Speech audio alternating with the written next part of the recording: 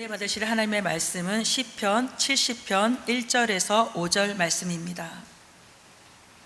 시편 70편 1절에서 5절 말씀을 함께 읽겠습니다. 하나님이여 나를 건지소서, 야훼여 나를 속히 도우소서. 나의 영혼을 찾는 자들이 수치와 무한을 당하게 하시며 나의 상함을 기뻐하는 자들이 뒤로 물러가 수모를 당하게 하소서. 아하 아하 하는 자들이 자기 수치로 말미암아 뒤로 물러가게 하소서. 주를 찾는 모든 자들이 주로 말미암아 기뻐하고 즐거워하게 하시며 주의 구원을 사랑하는 자들이 항상 말하기를 하나님은 위대하시다 하게 하소서. 나는 가난하고 궁핍하오니 하나님이여 속히 내게 임하소서. 주는 나의 도움이시오 나를 건지시는 이시오니 야훼여 지체하지 마소서. 아멘. 네. 할렐루야, 좋은 날입니다. 우리 자리에 앉으시면서 우리 좌우 양옆 성도님들께 이렇게 인사하겠습니다. 주님이 함께 하십니다. 인사하겠습니다. 주님이 함께 하십니다. 저는 오늘 시편 70편 1절에서 5절 말씀을 통해서 나의 도움, 나를 건지시는 하나님이란 제목으로 함께 은혜를 나누고자 합니다. 사람은 살면서 나이와 성별과 무관하게 어두운 시간을 경험할 때가 있습니다. 하나님을 믿는 우리들에게도 저마다의 어두운 시간을 만날 때가 있습니다. 운동선수는 자기 실력을 이렇게 충분한 훈련을 했음에도 불구하고 이 실력을 발휘하지 못하는 시기가 있습니다. 이제 그것을 이제 영어로 슬럼프라고 하는데요. 아무리 훈련을 한다고 해도 이 실력이 늘지 못하고 자꾸 이렇게 정치하는 시간을 만날 때가 있습니다. 그런 어려움을 만날 때 무언가 이것 때문에 안 될 것이다, 저것 때문에 안 될 것이다, 이런 징크스를 한 가지씩 가지고 이 슬럼프의 기간 동안 헤어나오지 못하는 경우를 보게 됩니다. 다른 말로 하면 이제 이 슬럼프가 정체기라고 하는데, 우리도 마치 신앙이 멈춘 것 같은 경험을 할 때가 있습니다. 예배는 드리고 있지만, 기도는 하고 있지만, 뭔가 답답하고 뭔가 형식적인 것 같고, 내 믿음이 약해진 건 아닐까 고민하기도 하고, 제자리 걸음하듯 내 신앙이 멈춰서 있는 것 같은 그런 경험을 할 때가 있습니다. 이런 어려움을 찾아올 때 스스로 우리는 이런 오해를 할 때가 있습니다. 혹시 하나님을 나를 잊어버리신 것은 아닐까? 혹시 하나님이 나를 외면하시는 것은 아닐까? 이런 오해를 가질 때가 있습니다. 이런 순간을 만나면 마치 깊은 어둠에 놓여져 있는 것 같습니다. 앞이 보이지 않고 빛도 보이지 않는 그런 어두운 시간들, 마치 세상에 나만 홀로 남겨져 버린 것 같은 어두운 시간들을 경험할 때가 있습니다. 이런 신앙의 위기와 더 나아가 삶의 문제와 환경의 어려움 앞에 놓이게 될 때 우리는 어떻게 이것을 극복할 수 있을까요? 오늘 이 시간 우리 하나님은 나의 도움 되시고 나를 건지시는 하나님이심을 믿으시기 바랍니다. 나의 도움, 나의 건지시는 하나님을 믿음으로 붙잡고 주님 손 붙잡고 나아갈 때 이 신학의 정체기를 돌파할 수 있는 힘을 얻게 됩니다. 우리 하나님께 나아갈 때 우리는 오늘의 소망을, 내일의 빛을 발견하게 됩니다. 오늘 본문 시편 70편 말씀을 통해서 다윗이 만난 하나님에 대해서 함께 은혜를 나누고자 합니다. 본문의 내용은 다윗이 하나님께 속히 도움을 간구하고 있습니다. 이 시편은 5절로 구성된 가장 짧은 시편 구성인데, 그만큼 다윗이 매우 위급한 가운데 주님의 도우심을 간구하고 있음을 보게 됩니다. 그렇다면 다윗이 처한 상황은 어떠한 상황일까요? 5절 말씀에 나오는데 우리 같이 한번 읽어보도록 하겠습니다. 나는 가난하고 궁핍하오니 하나님이여 속히 내게 임하소서. 주는 나의 도움이시오 나를 건지시는 이시오니 야훼여 지체하지 마소서. 아멘. 다윗 자신은 현재 처한 상황이 가난하고 궁핍한 상태, 가난이 극에 달한 상태라고 고백하고 있습니다. 그래서 하나님께 속히 와주시기를 간구합니다. 더 자세한 어려움은 2절과 3절에도 나오는데 한번 같이 읽어보겠습니다.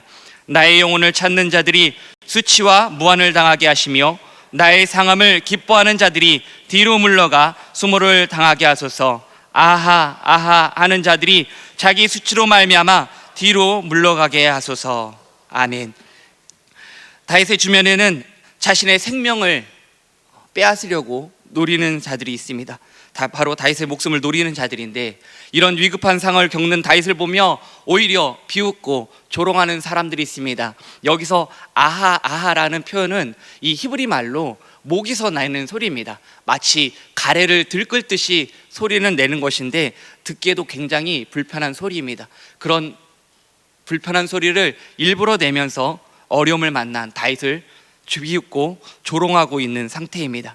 그러나 다윗의 시선은 자신을 위협하고 비웃는 악인들에게 향하지 않습니다. 다윗의 시선은 오직 하나님을 향하고 있는 것을 보게 됩니다. 그리고 현재 이 어려움을 하나님께 나아가 내려놓고 자신의 상황을 토해내듯이 부르짖으며 하나님의 도우심을 간절히 찾고 있습니다. 우리는 어려움을 만날 때 누구에게 가장 먼저 도움을 청하십니까? 아마도 가장 믿을 수 있는 사람, 또한 이 사람만은 나를 꼭 도와줄 것이다 라고 생각하는 사람들에게 도움을 요청할 것입니다. 아마도 가족들일 수도 있고요, 가까운 친구일 수도 있습니다. 그러나 다윗은 가장 믿고 의지하는 대상이 누구입니까? 바로 하나님이십니다. 다윗은 5절 말씀을 통해서 이렇게 고백합니다. 5절 후반절 말씀 같이 한번 읽어보겠습니다. 주는 나의 도움이시오 나를 건지시는 이시오니. 아멘. 다윗은 지난 시간을 생각해 봅니다. 자신이 처했던 수많은 어려운 시간들, 삶을 포기하고 싶었던 순간들, 헤어나오지 못할 순간들, 그 어려움 속에서 오직 하나님만이 도움이시고 거지시는 분이심을 그는 고백합니다. 사울왕의 추격을 피해 살기 위해서 광야와 동굴로 숨을 때에도, 적들로 사방에 둘러싸였을 때에도, 힘든 전쟁을 치룰 때에도, 어려운 순간마다 다윗에게는 오직 하나님만이 도움이셨고 건지시는 분이셨습니다. 그래서 다윗은 늘 믿고 의지했던 하나님께 이제 지체하지 마시고 속히 와주시길 간구하고 있습니다. 4절 말씀 읽겠습니다. 주를 찾는 모든 자들이 주로 말미암아 기뻐하고 즐거워하게 하시며 주의 구원을 사랑하는 자들이 항상 말하기를 하나님은 위대하시다 하게 하소서. 아멘. 공동번역에서는 이렇게 고백하고 있습니다. 제가 한번 읽어볼게요. 그러나 하나님을 찾는 자들은 모두 당신 안에서 기쁘고 즐거울 것입니다. 당신의 도움을 바라던 자들은 항상 하나님 높으시어라 찬양할 것입니다. 하나님을 찾는 사람들은 하나님의 기쁨을, 그리고 하나님의 도우심을 경험하게 될 것을 말씀하고 있습니다. 오늘날에도 하나님을 찾고 간절히 찾으며 하나님의 도우심을 바라는 자들에게는 반드시 하나님의 응답과 도우심을 경험하게 될 것입니다. 오늘 우리의 도움이시며 우리를 건지시는 하나님께 간절히 외치시기 바랍니다. 우리 하나님은 우리의 기도를 들으시고 응답하시는 분이십니다. 하나님은 우리의 기도에 응답하시고 도우심으로 말미암아 우리 가운데 기쁨을 주시며 하나님은 위대하시다 찬양할 수밖에 없게 하십니다. 오늘 본문과 이 비슷한 본문의 내용이 시편 40편 후반절에 나오게 되는데, 이 시편 40편의 내용을 전체적으로 연결해서 살펴볼 때 다윗의 삶 속에서 만난 하나님에 대해서 좀 더 자세히 살펴볼 수 있는데요, 자막을 준비했습니다. 우리 시편 40편 1절에서 3절까지의 말씀 같이 한번 읽어보도록 하겠습니다. 내가 야훼를 기다리고 기다렸더니 귀를 기울이사 나의 부르짖음을 들으셨도다. 나를 기가 막힐 웅덩이와 수렁에서 끌어올리시고 내 발을 반석 위에 두사 내 걸음을 견고하게 하셨도다.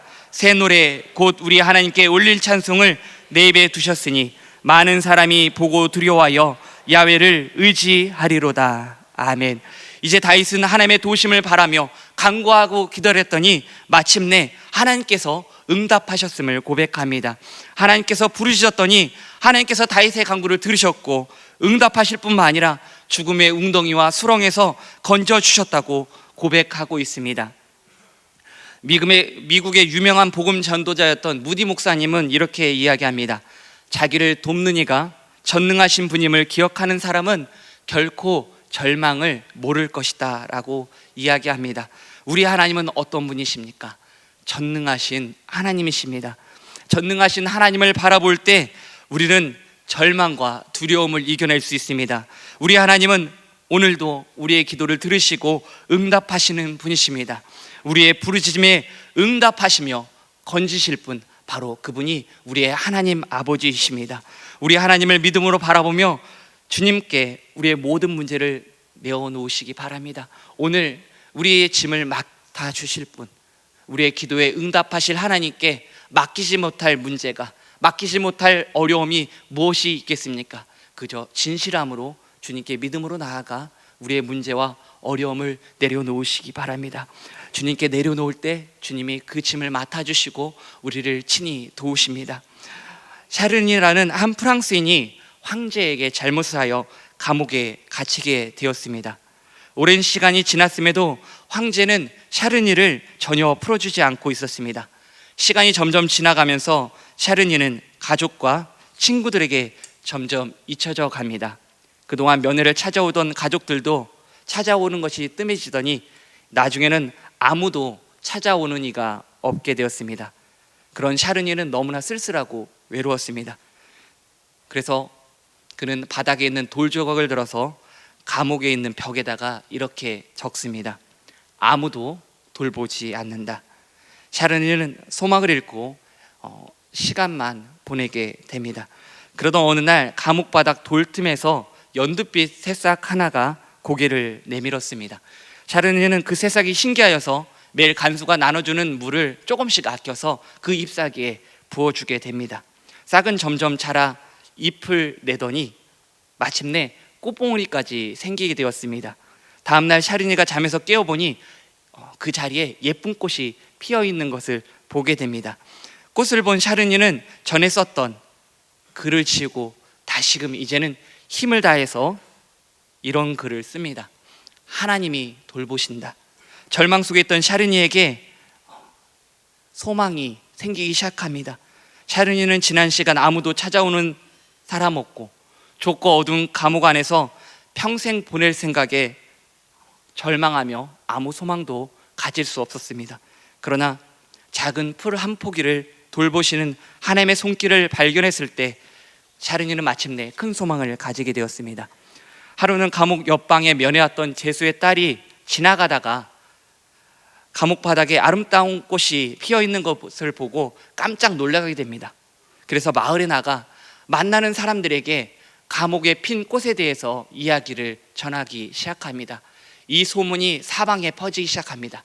귀에서 귀로, 입에서 입으로 이 소문이 전해지게 되다가 이 소문이 어디에까지 전해지게 되냐면 여왕의 귀에까지 들어가게 됩니다.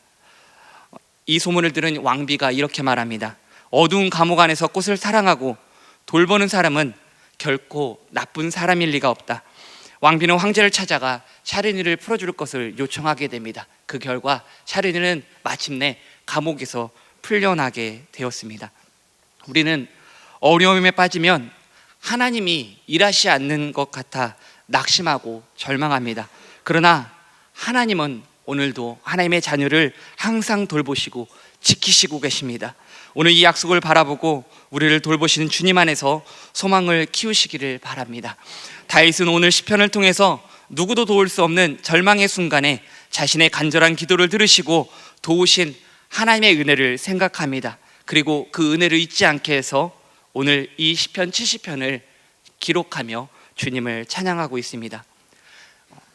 찬양은요, 우리에게 하나님이 어떤 분이신지를 늘 기억하게 됩니다. 오늘 찬양 시간에 첫 곡으로 나눴던 찬양곡 기억나십니까?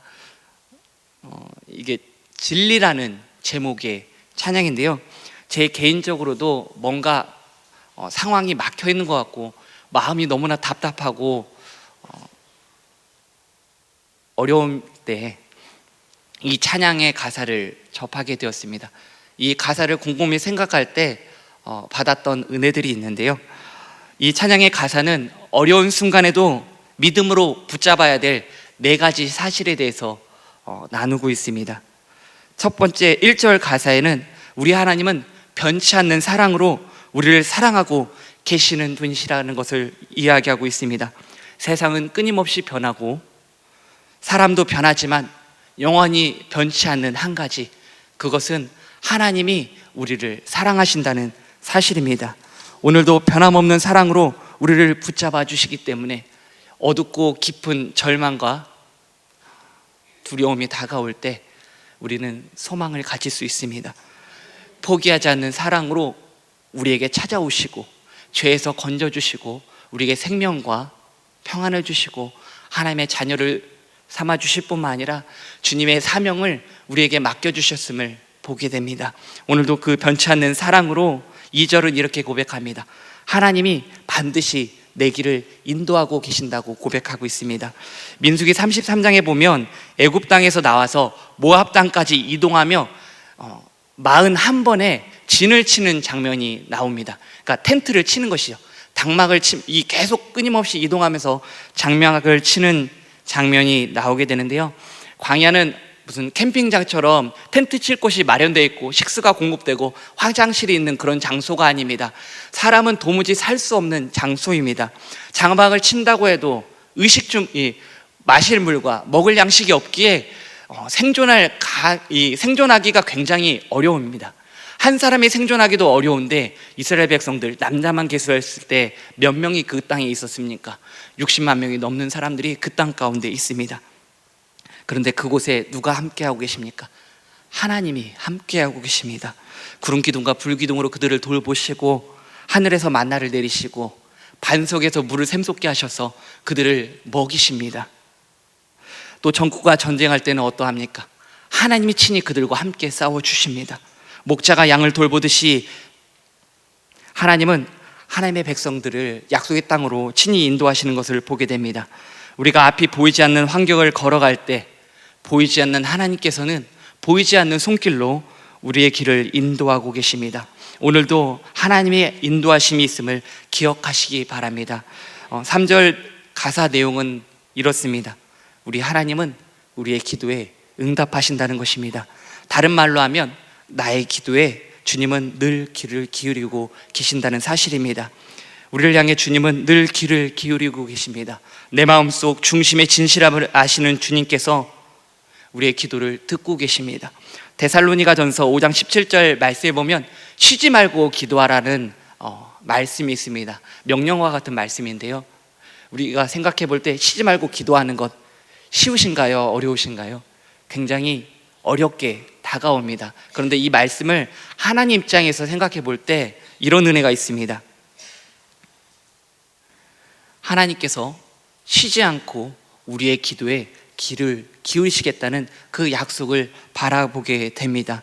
시편 121편 4절 말씀에 보면 이스라엘을 지키시는 이는 졸지도 아니하시고 주무시도 아니하시로다 말씀하고 있습니다. 오늘도 그 변함없는 사랑과 은혜 가운데 우리를 인도하고 우리의 기도의 귀를 기울이고 계십니다. 그래서 우리는 세상에 헛된 소망을 두지 않고 오직 참 소망 되신 하나님께 나아가시기 바랍니다. 우리의 인생의 주인 되시고 내 삶의 길을 인도하시는 선한 목자 되신 주님께 나아갈 때 우리에게 소망이 있습니다.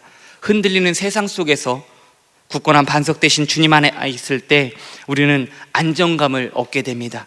영원하지 않은 세상의 것에 소망 두지 않고 영원하고 완전하신 하나님께 소망을 두며 나아가는 우리 모두가 되시기를 주님의 이름으로 축원드립니다.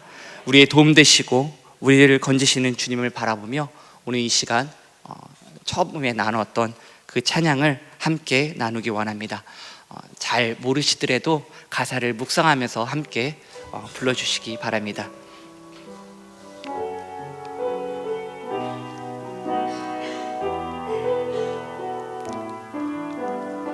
하나님 사랑 변치 않는다.